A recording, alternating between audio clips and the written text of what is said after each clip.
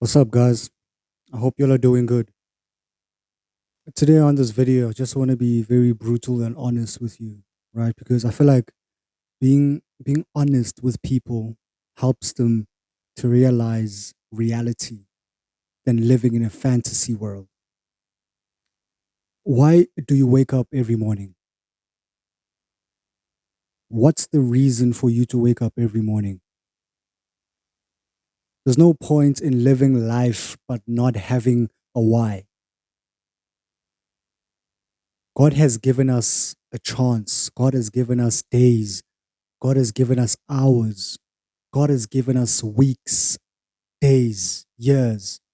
And each and every morning that you wake up, what is your why? Who do you wake up for? What do you wake up for? What's your why?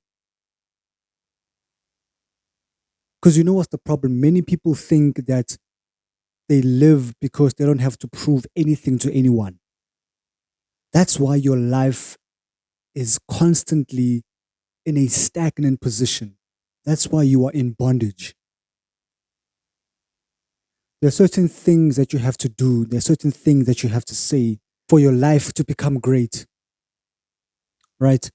When you wake up each and every morning, you have to prove to yourself, you have to prove to God, you have to prove to the people that existed before you that the battles that they were fighting, the animals that they were fighting for you to exist today was for something. So many people are so spoiled. So many people are so entitled. That's why they think or they never think that they have to prove themselves to anyone. The reason why your life is not where it's supposed to be is because God doesn't work with people who never realize their potential. How do you think God will function in you? How do you think God will use you if you don't realize your own potential? You don't really know who you are, but you think that God will use you. Stop playing yourself. You have to prove to God that He didn't make a mistake by bringing you into this world. You have to prove to your bloodline because your bloodline existed for a reason for you to exist today. The reason why you don't have that urge to push yourself is because of the things that you listen to, the people you listen to, the things you watch, the things you do. They are draining your energy. They're wasting your time. They are blocking your intelligence, your intellect. That is why it is tough for you to utilize the energy that God has given you, the motivation that God has given you, the resources around you. You can't use the resources around you at your disposal because your mind is not where it's supposed to be. Your mind is thinking about things that are far, things that are not going to elevate you in life, things that are going to just drain you and drag you into bondage, into stagnation, into misery, into frustration, into disappointment, devastation. You got to realize that for you to become what God has planned for you, there are certain things that you have to cut. There are certain things that you have to cut. What are your priorities? What are your priorities as a person, as a man, as a woman? What are your priorities? Are your priorities entertainment? Are your priorities friends? Are your priorities alcohol, substance abuse, pornography, jerking off? What are your priorities? If what I've just mentioned now are your priorities, then you lost. Trust me, you lost.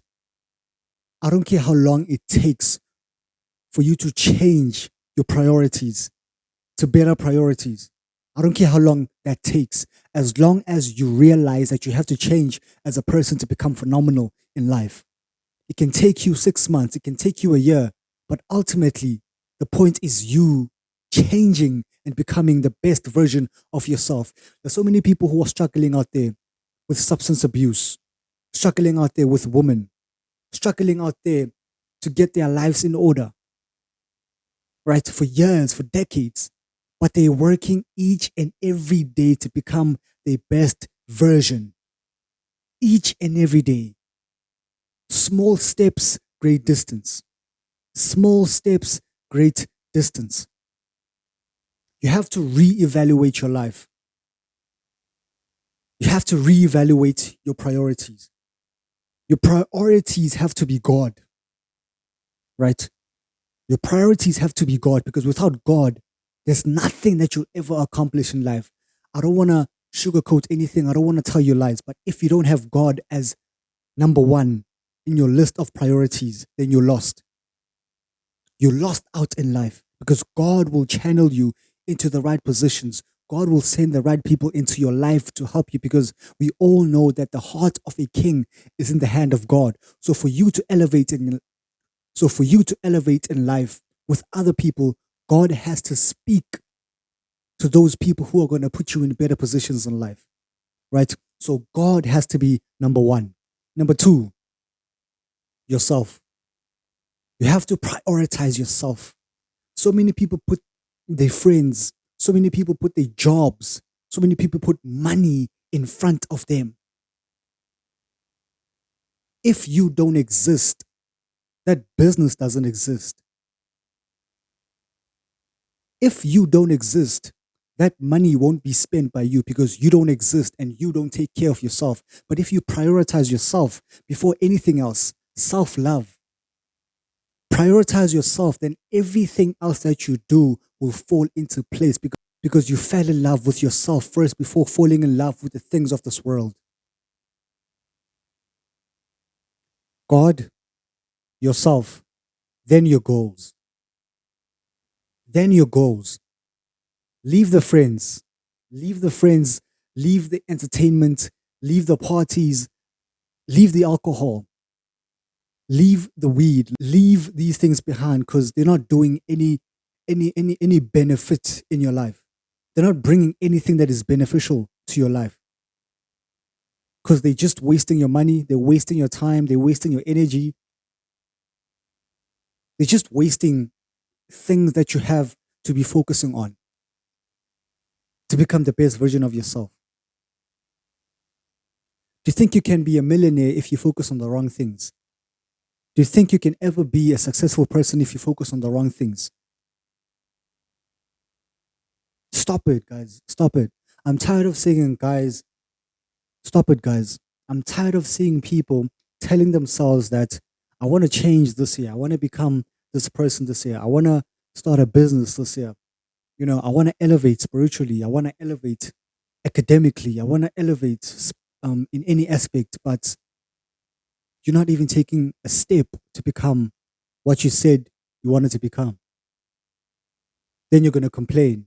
Then you're going to start comparing yourself to other people who have turned their potentiality into reality, who have turned their potentiality into actuality. You are living in your potential every day, forgetting that you have to shift from potentiality to reality, to actuality. And how can you make that possible? Stop talking. Stop talking.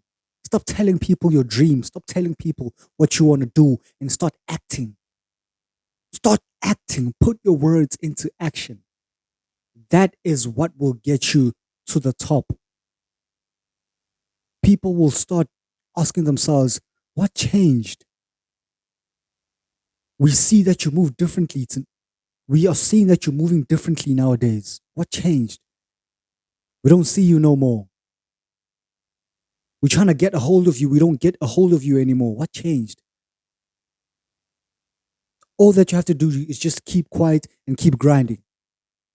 They will see the success. Trust me, they will see the success. The day you start buying those automobiles, those cars, the day you start living in those nice houses, they're going to be like, oh, the reason why he was distancing himself or herself from us is because he was grinding.